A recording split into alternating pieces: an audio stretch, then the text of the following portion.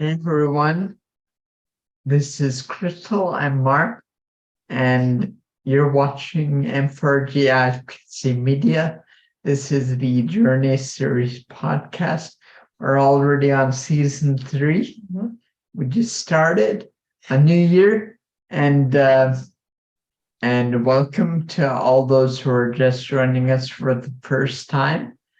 And today's guest is Shelley Nearing, who's going to talk to us about her journey, her diagnosis, and whatever else she has going on. Hi, Shelley. Hi. So my journey is kind of really windy. Um, it's I didn't know I was had any disabilities till I was 19, but I was involved in the disability community since I was 5. My sister was born with a developmental delay. She was born with the umbilical cord wrapped around her neck. So I've been around people with high support needs since I was 5. Um, I now see autistic traits in her as I've been diagnosed with autism at 37, but it doesn't matter um, her diagnosis is not going to change her funding model at all in Canada. So starting back, I'll start back. I'll try to keep this linear. I kind of speak spiderwebby, but I'll kind of keep it linear. When I was in grade 4, they decided that since I couldn't read till grade 4, and now I'm an avid reader, but so they decided to do some tests, like the tests that you test for learning disabilities and whatnot. And they totally missed dyslexia, probably because the autism that they didn't do all the tests and they missed dyslexia. Dyslexia is not new. It was around since the early 1900s. So they just missed it. So I just worked really hard, and I grew up helping raise my sister with Jen. Her name's Jen. And because my parents had to work. And when I was in grade 6, the government decided to say that my sister wasn't disabled enough, and they said they were going to sue my parents. And my parents had to get 3 doctors to say that her developmental delay is not going to change. So that kind of why I bring that up is because that really stuck with me, to say that the government can come back and say, no, that's not right.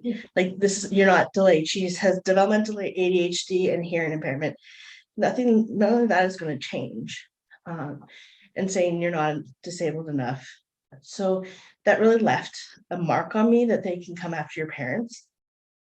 Sure. So, sorry. No, I'm sure. Yeah, we're just agreeing with you. Yeah, it really left a mark on me, and I was only 12. So that left a really impact. I thought it was the provincial government, but it was the federal government that came after my parents for the tax credit or something. It was back in the 90s, so I don't remember a lot, but it still left a mark, and my parents don't like talking about it. So that did then, and then I found out later that the provincial government didn't, my sister at 13, which is an age that they let people, if you cannot be left alone in Canada, they'll let you, in Alberta, they will provide someone to come help you if your parents are working, if the 13-year-old can't be left alone.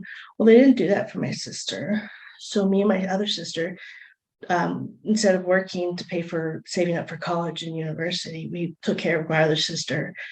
But that gave us a really close relationship. And then about when I graduated, between each jump to the different, like from elementary to junior high, I had little breakdowns. And then junior high to high school, there's a bigger breakdown. Well, I had a huge breakdown from junior high or high school to post-secondary because things are changing, and being autistic. Even I didn't know we don't like transitions. So I ended up in the mental health world, and they've diagnosed at 19. I try to get accommodations because in grade 12, they just gave me accommodations because I was having a breakdown. So they used whatever they did in grade 4, which I have no idea what they did in grade 4. They didn't diagnose me with anything, but they gave me accommodations. So I try to do that at the college. They're like, Jolly, we can't give you accommodations on this. But because they have something called a duty to accommodate, back in 2001, they gave me a psychological education assessment, which came up with that I was dyslexic, missed that I was autistic, but I also had anxiety, general and social, and panic attacks, which I didn't know I was having, and severe depression. I expected dyslexia. I did not expect any of the mental health stuff. That was a big shocker because I just thought that's what everybody else did or had. So I started getting accommodations, and I started went to therapy, and then started on that road and went down. I was in post-secondary, was kind of pushed into science and math, or science and business, and that's not me. I was on academic warning because I don't do math. I don't fit that autistic stereotype. And then I decided to go into disability studies because social work had the 50-hour volunteer requirement, and I didn't want to volunteer at that point, which is ironic now because I volunteer a lot. And so a year later, I ended up on the dean's list because that was my area, and disability studies. And then I continued on to community rehab, which is still an extension of a disability studies. And during that time between another transition, finishing my bachelor's, and before I was accepted to my master's, I ended up, I also got hurt at work because I was also working in the community rehab field, in group homes, which that's another topic for another day. I hurt my back because I have very tight muscles, and I probably shouldn't have been doing anything physical, but I didn't know any of this. I wanted to work in the field where I was getting my education so that I didn't finish my education and go, oh, I don't like this, and then have to do something different like a lot of people end up doing. Yeah. So I did that, and then I ended up having a breakdown because transitions seemed to be my trigger point. And I ended up in the hospital for a month. But the ironic thing about being in the hospital for a month was that I wasn't a harm to myself. I wasn't a harm to anyone else. And I wasn't formed. I was just that I was in an autistic burnout. And they didn't know what to do with me. That's why I was there that long. And they didn't figure out that I was autistic. I didn't find out that I was autistic till 37. So 2020. No, 37, 38. And I've been in the mental health, around mental health professionals since I was 19, and only one thought that I was autistic. I guess I masked that well. And I've had about 4 burnouts. I'm in a burnout right now, but which caused a lot of physical issues right now. That's good. We have talked to so many people who have the ability, and I mean, when you live in a world of ableist people who say fake it or make it, people with disability. Get until you make it. Yeah, I'm sorry. Fake it until you make it. Whatever. Sorry. Thank you. it often, you know, in the medical community, it makes it harder for them because we are, in essence, as is having a disability, we are doing just what we're told to do, you know, and taking a certificate. And so then it becomes harder for the medical community to correctly diagnose people because we're so good at masking it. So then we have a situation like now where people are not being diagnosed until much later, because of that, and the medical community, I feel like, is at a loss, and they're like, oh, oops, so yeah, I totally get that. It's not uncommon. And there's also another layer to add on to what you were saying, Chris. Another layer that I totally get because I went through it. It's where, there's this pressure unspoken or whatever to fake it until you make it. And then there's also internal pressure which you feel because you're not living true to who you are.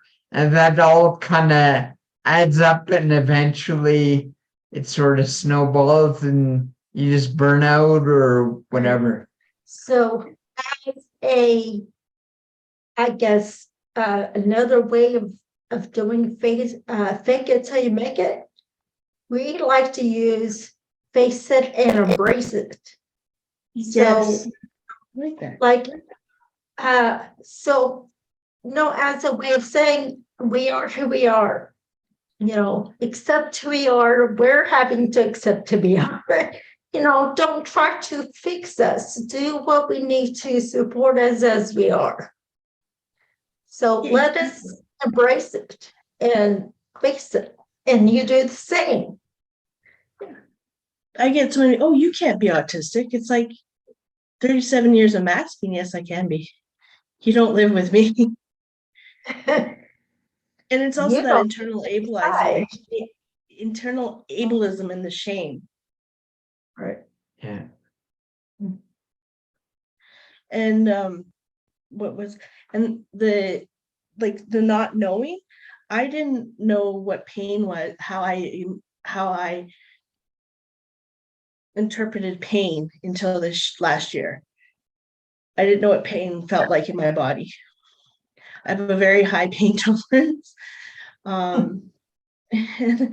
And then I realized I'm never hungry. I can't overeat, but I'm never full. And I never feel like I have to go to the bathroom until it's like, oh, I really gotta go. Like that's why I have a really bad relationship with my body. And I think a lot of parents may not understand that with their autistic children, is that they can't communicate that they're like in pain. My sister has a very high pain tolerance. She had strep throat so bad that her supportive roommate only noticed when she couldn't swallow properly. And I had my gallbladder out. I knew something was wrong, but I couldn't really explain it. And it was scar tissue and lesioned at 22. And they just kept writing it off as IBS. Yeah.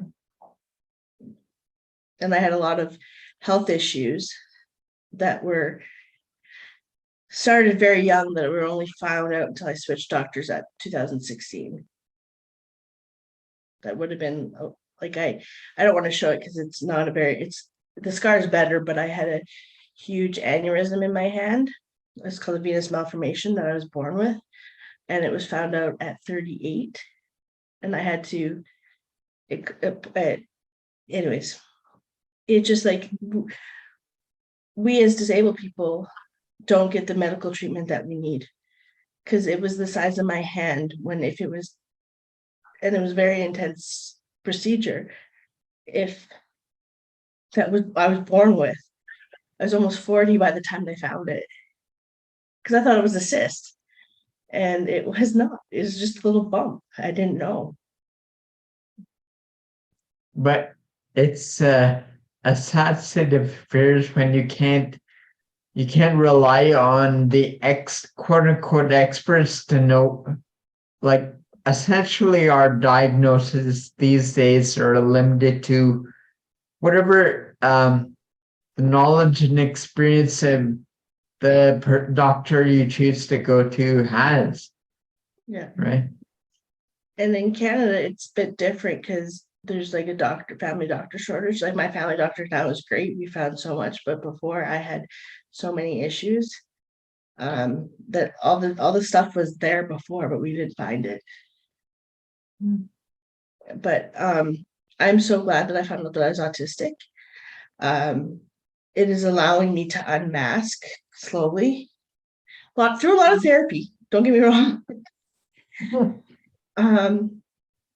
To unmask and to truly find out who I am and not who others want me to be.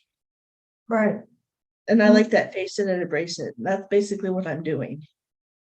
Yeah, exactly. That's what people have to do, you know. Yeah. We've been brainwashed, and not just the disability community, everybody as a whole. That's the mentality we've been told to have. And, it's messed up so many people and steered people in the wrong direction, and not pointing fingers, as we said, but at the same time, also because, that was what they were taught, their parents and their parents, generational, but we don't want to change everything. Obviously, there were some really good parts about our childhood and, growing up and stuff like that.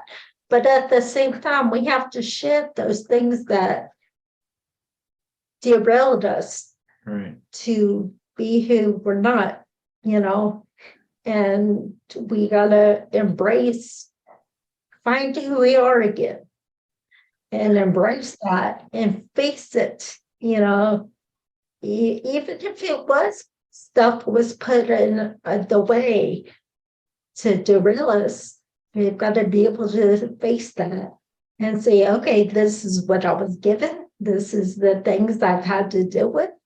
And now it's time for me to face it and go forward. Exactly.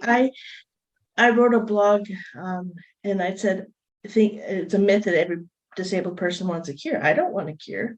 And I've read a lot of people, we don't want cures. We want acceptance and equality.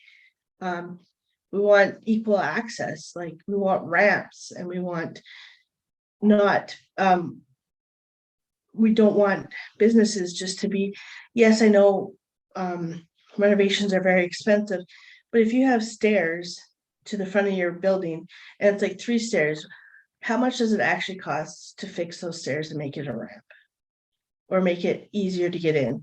With the baby boomers aging, it would be advantageous to your business to do that. Like the older parts of the city, all the bathrooms are in the basement. I won't go to those establishments. They're not, I guess they're not really for me, but anyways, they're more trendy, but that's not the point. The point is that the bathrooms are in the basement, and with my knees, I can't go down those stairs, and the smell in the basement are just horrendous sometimes. So I can't go down there. I won't go down there. And in it, when we make access like curb cuts and elevators, those are just the 2 obvious ones, and escalators, makes accessible for everyone. And I don't think people realize that. Like curb cuts make it accessible for all. So making it accessible for people with disabilities makes it accessible for all. Right.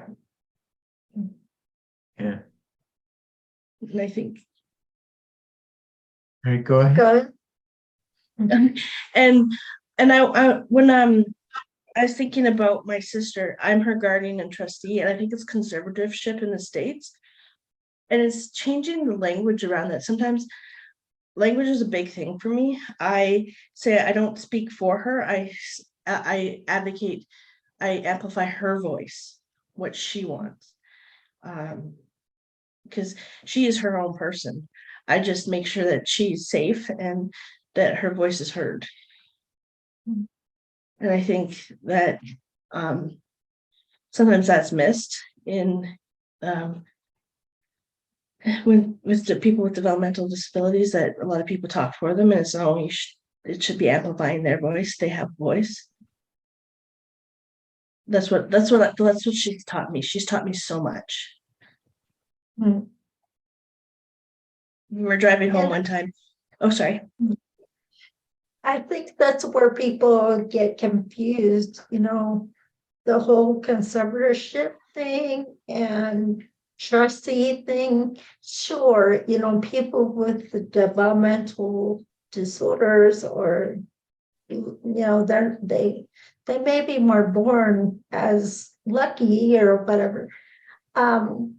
They might need some help, but it doesn't mean that you are totally in control of them and you can voice everything for them. So that's very appreciated that you understand that and help her facilitate what she needs to do to be safe and healthy.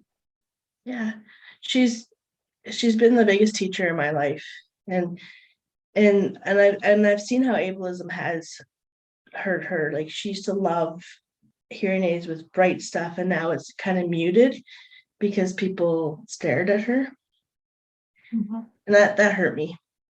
And that's why I started. One reason I did start my blog is to talk about things about ableism, basically, and change of language, because language needs to change, but also how the actions behind, like why I think Trevor Noah said it the best: if you change the words but you don't change the thoughts behind it, you don't actually change anything. And I think that's what we need with disabilities, because that, you're right, parents were taught because that's how they were taught, and that's how they were taught, and that's how they were taught. But we got to break that cycle. And I think by telling our stories that, we have great stories that make sense. Now, like I was saying, we don't want to point fingers and blame people. We want to do it in a cordial way of being able to say, this is the kind of situations that we've dealt with. And we just want to be seen as what you have and who you are, Yeah. And just because we've had things taken away from us, or it's harder to obtain things through the government or whatever, it's just because we were never given an equal playing field from the beginning. It's not our fault. So stop your enabling kind of things, because what you were given initially, it gave you the ability not to have to struggle. And I think it's just a lot of misunderstandings, and what we're here to do is help facilitate those notions and different biases that are in place that we just need to have. And that's why we just want to be a platform for people to be able to share their experiences. Yeah. Exactly. And like we were saying, the whole face and embrace it thing, on the one level, it's an individual. It's for us as disabled people to face what we're dealing with and embrace it. But what we also have to get society as a whole to see is that they have to face us and embrace us, right? too often disability is looked at as a problem that needs to be fixed. The way it should be looked at is these individuals, this community is highlighting an opportunity to fix a problem, and the problem is not. No, it's inaccessible design and inaccessible. And it like we're the biggest marginalized group ever, or are. I think it's in the billions. I was looking at World Health, and I think we are the largest, and I think it's underreported because of gatekeeping and whatnot, or people just not knowing. That's So you're not 37. And stigmas in general, where Yes. people are ashamed, or they're shamed into not discussing what they're going through. Exactly. So I think it's even the number is lower. I think it's 17 billion, but I think the number is higher. I mean, yeah. and like I worked 10 times harder than the average person from K to 12 because I didn't know I was dyslexic or autistic. And I even finished my master's not knowing. I knew I had a written learning disability, but they changed it to dyslexia sometime during some DSM change. So I just knew I had a written learning disability. I didn't know I had dyslexia or autism until after I finished my master's. But I still did it. And my master's was my highest GPA out of everything. Yeah. We discussed the whole thing about, not disability not being diagnosed until later in life. Okay. So how can the numbers reported be correct? Because there are so many people that are not diagnosed that they don't know how to diagnose them. No, Still. So how can that be correct? I also think, do you mean 1.7 billion? Because you said 17 billion, which is more than the people we have on the planet. yes, I'm at 1.7. I am horrible with numbers. That's why I'm in social work, because I'm horrible with numbers. Yeah, Although, or it to think that maybe, at some level, everybody has a disability, so that might be somewhat true. But I digress. I forgot to say, on my journey to get discovered autistic, in 2016, I had another psych ed done. They did the FSIQ, full scale IQ, and there's only from what my psychologist friend told me, is there's only two places where there's a gap, is if you have severe trauma or autism. I had a 46-point difference in my IQ, and they still missed that I was autistic. They didn't take in any of my rigidity since I was a kid. They missed my sensory. So they just confirmed what I had in 2019. So that was in 2016. That's the only thing I'm mad about, is because I could have spent another 4 years of unmasking and going through therapy and figuring it out. So in 2020, I decided, because I did some of like the self-diagnosis of really looking at some of the tests and going, yeah, maybe I really am autistic. And I wanted to know for sure because of all the tests I've had, and it was all missed. So I found a doctor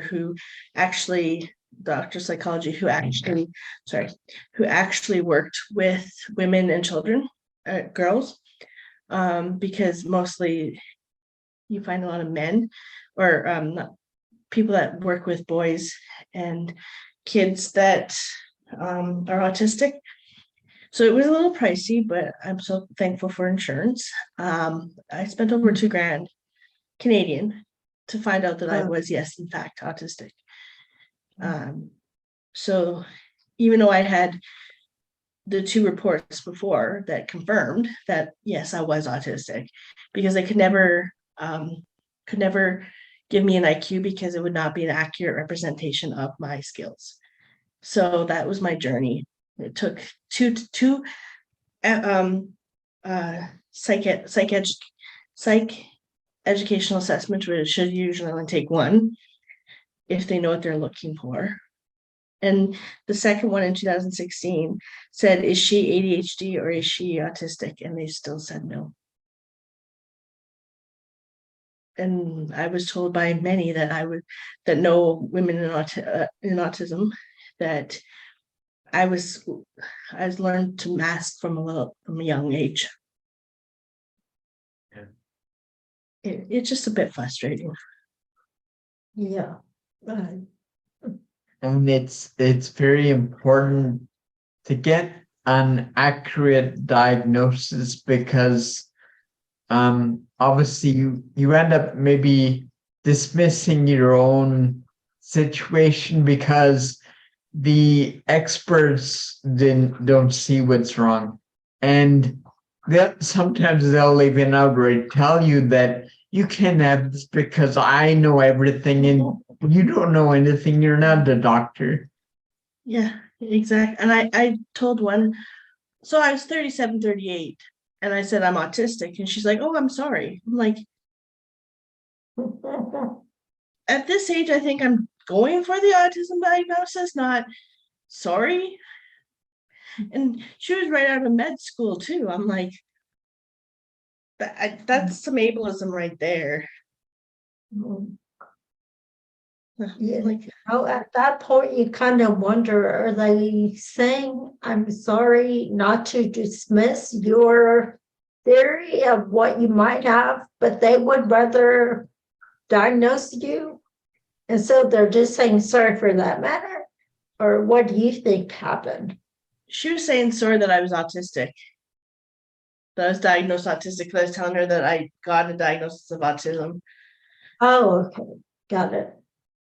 And I'm like, I was seeking it because it made more sense. I'm kind of happy for it because it makes my life make sense. Yeah. It could be that she wasn't necessarily thinking of that, and maybe she just kind of, that's what she's been taught to say or brought up to say whenever someone is feeling bad or has a disability or has something you don't understand, just say sorry. And plus, she is probably Canadian, right? Yes, Right. that's true. We say sorry for everything. Yeah. But just at the point, I'm like, I wanted the diagnosis because that means my life makes sense. It's not a sorry thing, it's a good thing. Yeah. But that makes sense that she was growing up taught to say, oh, for like, that makes sense. I never thought of it that way. But yeah, it was what I meant by a windy journey for my diagnosis. So I mostly identify as disabled first before, like, autism is part of it, but I've been in the disability community because of all the mental health stuff and the dyslexia, and with my sister, because I know sometimes that the autism is kind of sometimes separate from the disability community, which it shouldn't be. It should just all under the same umbrella. Yeah. So you had mentioned you had done teaching. What did you teach? I didn't. I've more been teaching. Oh, teaching. I've more. Sorry, if I more am. Well, edit whenever you're ready. It's okay. Okay. I've worked in the disability field for a long time, and like 20 years now. I'm aging myself. I've more been a caseworker, and I did work with young kids, and we're teaching life skills for some years, but I never taught classes. I've been doing writing blogs, and I wanted to teach about ableism. That's where I was going. Okay. Okay. I'm sorry, I misunderstood. No, that's okay. Sometimes I talk in spider webs, and I do get to a point, but I'm trying to be very linear. And so I did start a blog because to teach about ableism, but not like pointing fingers at, say, the government or anything, and just saying this is what one can do themselves if one's looking to change language or change their own practice. And just writing, because I eventually want to write a book, because I just see so much out there. Yeah, definitely. There's a lot that can be talked about in a book or in any, you've had several guests that, it's incredibly important for like screenwriting or any kind of, film or anything like that to be able to express, the symbolism and the actual experiences of what we've dealt with. And what better way to do that than visually or, different people learn and understand in different ways. Some more visually, some, like you're talking about in a book. And I mean, so that's good that you're also looking to do the same thing. Because I want to leave the world a better place than I left it or came into it. That's how I think about it. Because you can't change your past, you can't change your parents or your ancestors, but you can change what you do moving forward. That's the only thing you can do. Learn about the history, but change what you do moving forward. And I learned that sometimes I can't always get what's in my head out, and sometimes writing is more easier for me to get what's in my head out. And that's how the people in the future are going to learn. And that's how we learn, right? We read books, we watch documentaries, not just entertainment movies, but we learn from watching things in the past to know, hey, I'm not going to do that again. Or, well, some of it we have, but sadly, for the most part, people have been able to say, hey, let's go forward and let's advance society. And by learning what we have done in the past that didn't work. Well, I'm sorry, but this is not working. Let's discuss and try to implement ways that people can take what our experiences and do other things with it. Exactly. I Yeah, think, that's what I want. sorry. No, go I ahead. think things are changing slowly, but it's there's still people who are interested in things not changing because it means that they lose power or money or whatever. Because it fits their narrative. Yeah, there's a saying, and I'm gonna butcher it, but equal rights it's not a pie. Everybody gets, or it's like equal. When everybody has equal rights, it's like a pie. Everybody gets a piece or something. Like you don't lose power. Like people, they have it in their head that they're gonna lose stuff, but equal rights for me and equal rights for you is just I butchered it. I'm sorry. I have it. Oh, just a second. It's on the other side of my screen. But they're not going to lose rights. It's just they think they are. It's like I'm reading Disability Pride post ADA, and it's like people thought that they were going to lose. Industries were going to go bankrupt because they're going to have to employ people with disabilities, and that was just a load of BS. Yeah, it's primarily told by people who want things to stay the same. It's just like when TV came out and all these people on radio started saying, "Oh no, we can't do that." It's like the world's gonna end or whatever they were saying, right? It's not. It's just yeah. You're so right. And like when it's been proven, like curb cuts, elevators, like audiobooks, the more access you give, the more access for all. Because audiobooks, yes, are books. I've seen that debate going on, are cheaper than Braille. And as the baby boomers, I'm going to use them again, age, they're going to love audiobooks because large print books are expensive. Mhm.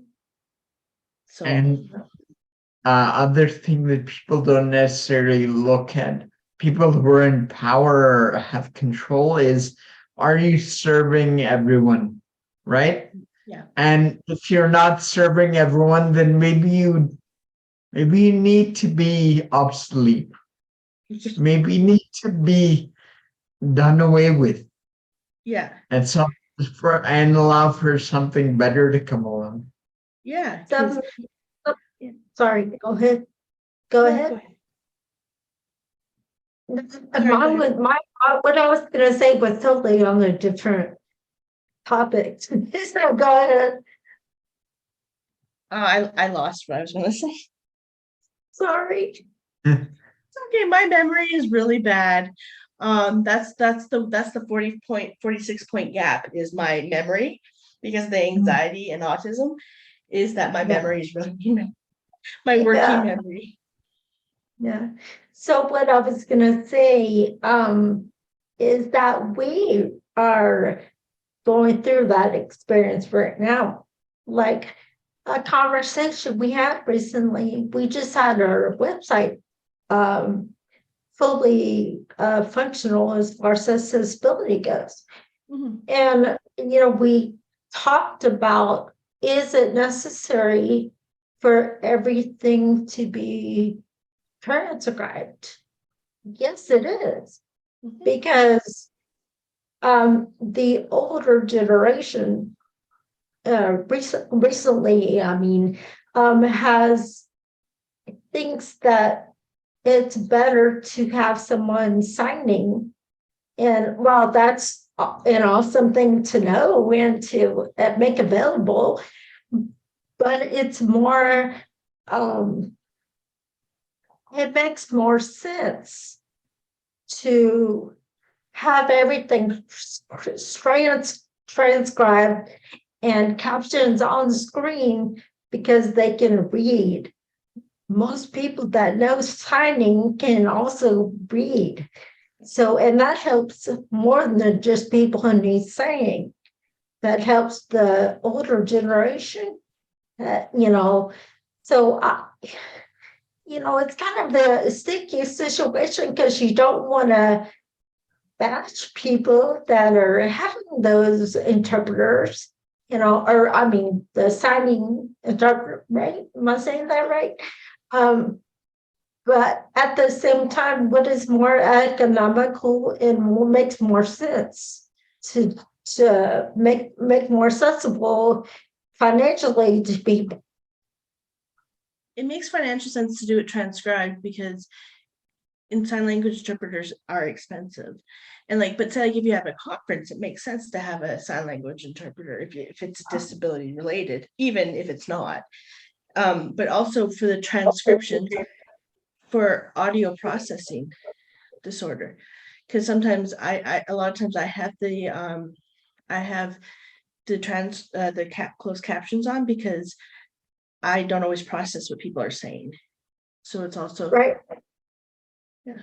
And then on if you're live, or an in-person conference, as you said, of course you want to have the option, the signing option, but if something is pre-recorded like this, having the captions there, I know this is also on podcast, so it would be more of an auditory thing.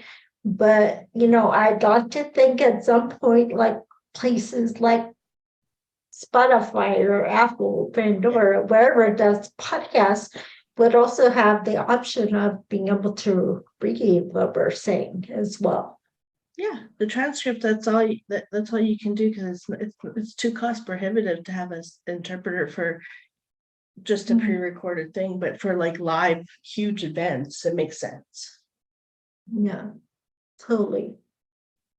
So, do you want to talk about what are you working on anything now, Shelley, or do you have any I projects going on?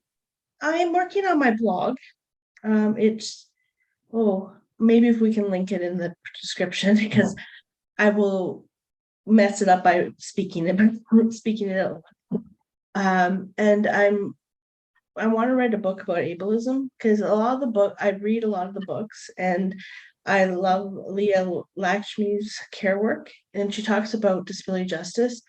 She they I love their work. Um and others too. And like Emily Liddell, they talk about ableism, but I want a whole book about ableism. Like there's academic ableism, but I haven't read that one yet. But I think it's all about university. I wanted to go more into like the education, or not education, but like healthcare and like stereotypes and microaggressions of every day that happen. Like, oh, I'm sorry that you're, or I couldn't do what you do. Yes, you can. You really have no choice. Like, like just those small microaggressions that people think that they're doing for nice, that they're actually nice things, but they're actually microaggressions that people don't really know. So that's my project, just so that people, because when you know better, you do better. Mhm. That's my hope, anyways. Mhm.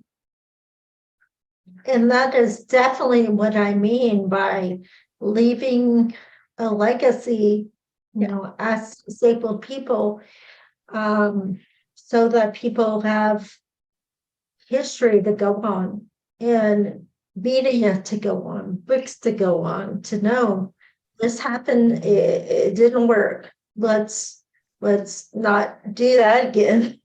Let's go forward, you know. Yeah. And I don't want us to go forward to a movie kind of like Gattaca, like that 90s movie Gattaca, where the genetic, let's make us all perfect. And it's like, no, then we're not unique. Why I don't want to be like Joe next door. No, don't try to do that, but don't try to fix us either. Exactly. I think that's a good reference. Like, let's stay away from Gattaca. Absolutely. Uh, That's my reference. I know it's a really old one, but it's still timely. yeah. I've seen it a couple of times and we just recently watched it together. It's Yeah. a good movie, but it definitely has a lot of things to discuss in Gattaca. Oh, okay. Yeah. The genetic engineering we don't need. Mm, Yeah. But that's a whole topic for another day. yeah. Yeah. Sorry, I'm Uh, really into a lot of yes. disability stuff. Oh my goodness. Yeah, when it comes to genetically genetics and why some of the things are like they are and why our disabilities maybe are worse than they are. It's Yeah. kind of like well, kind of go back and look what you're doing to dogs. know. So yeah, that's a whole nother discussion.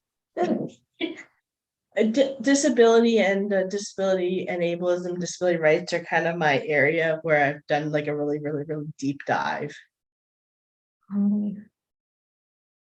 or as we call it, special interests. And as far as that goes in Canada, anyways, what do you think are the next steps that need to be taken to empower the disabled community? Right now, we're having trouble with Bill C-22, which I don't really want to get into because it's the right to die. And they've We're having a big problem with that. People are choosing to end their lives because they're not getting enough support Right. from the government That's a support. So huge that is a problem. big issue. Big issue. They just finally they stopped because they were going to allow mental health to go into it. It's called MAID, MAID. But I think it's small. I don't. I'm trying not to get into it because it's really emotional. Because I think we need more support. I know that we have different support than the states, but they're still not good. But They're it's still problematic. Yeah. yeah, there's still a lot of gatekeeping, wait lists. It's just sometimes it depends on what caseworker you get, and sometimes in some areas and in the federal government, you're not talking to the same person at the same time, so you have to keep telling your story. So there's a lot that And needs to be changed. yeah, not only does it have to do with the supports you have, the government's options you have, but also, you know, what race you are. Yes, What, that's it. Yeah, what we have a level lot of of Canada has different, we have a lot of anti-Indigenous hate up here. A lot of that. There is a lot of unhoused because of the residential school trauma that that's a whole nother thing. Canada is not as perfect as everybody seems to think it is. Like there's a lot. Yeah. I think there's a lot everywhere we don't Yeah. know about. Yeah, because But sorry. there's not many tropes that are true, but I think we can say the one statement that the grass is always greener is kind of true. No, But there's from like the people, outside. yeah, we do have universal health care, but we pay it through our taxes. So we have higher taxes and our dollar is not worth as much. But you still have to wait. Like I'm on long-term disability because I'm waiting for doctors and surgeries. Mhm. Like I could be working, but I'm waiting. So it just, but I still think universal health care is needed everywhere because it should just be a right, not a privilege. Exactly. Yeah, but that's another topic. Yes, there's so many. Yeah. Yeah.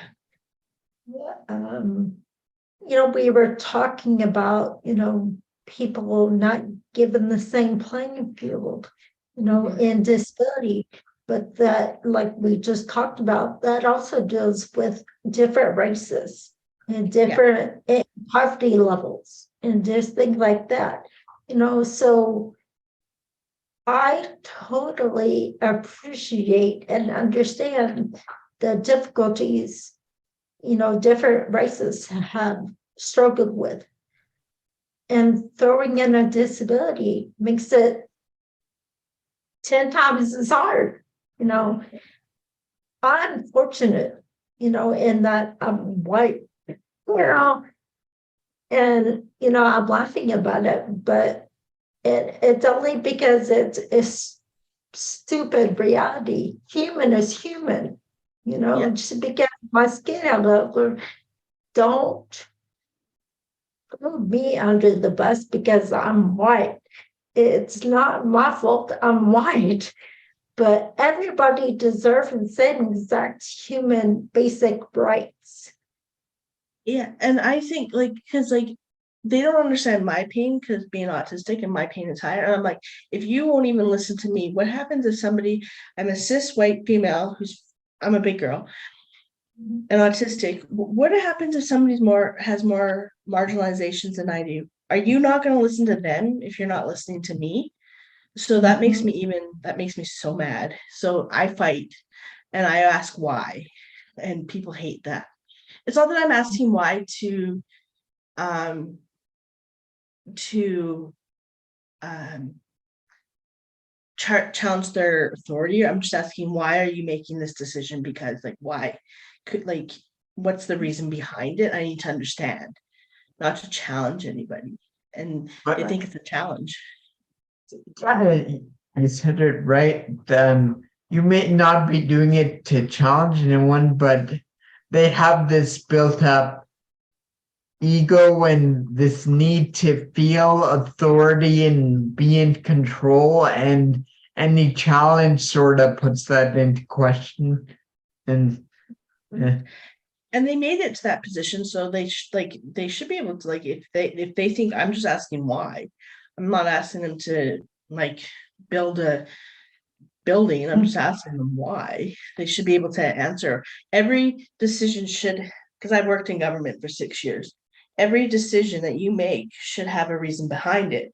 So if you can't give the decision why behind the reason, that says something right there. But sometimes though, it's an eternal thing. Well, this is what the people before me did, and this is what's accepted in where I am, you know.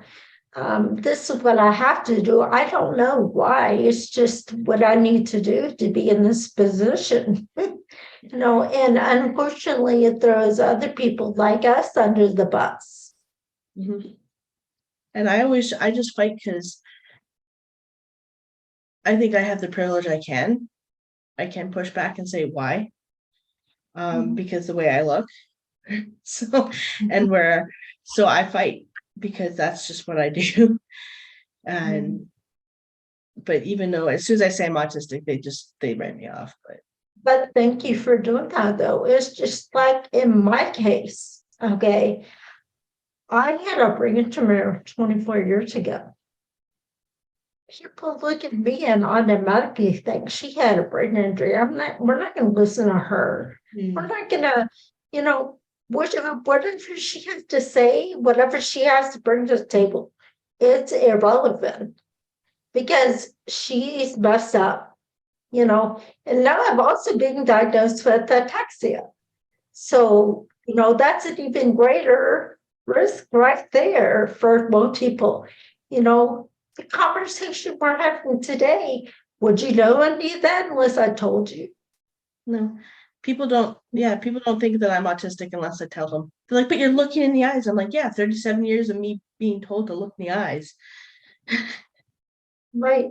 You may be able to obviously pick up that there's things wrong with us, you Yeah. know, but you don't get to judge, you know, what they're dealing with or how they can bring things to the table and things like that, you know. Yeah.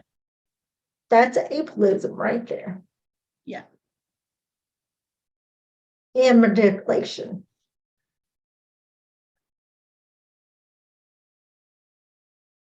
I do you have any other questions for me? It's funny though, like we ought to actually use that because it's an awkward thing in the audience of the ableist, you know. It's kind of like this is what you do when we talk. It's like we don't know what to say. This is awkward, and we're just gonna shut down, you know. And that's how we feel. No, Yeah. that's funny. do you have any more questions? No. I think it was a really good conversation. Thank and you. I I did. appreciate being here. Yeah, thank you, Shelley, for sharing your story. Thank you. Your I journey. really appreciate it. I love talking with others of the disability community. It's really energizing, I find. Mhm. Yeah, Okay. well, we will definitely reach out to you again and probably have more conversations. Yes. Thank Yes, you that would be again. great. Was watching some of the round tables that you had. Oh, awesome. Great. Awesome. Yeah.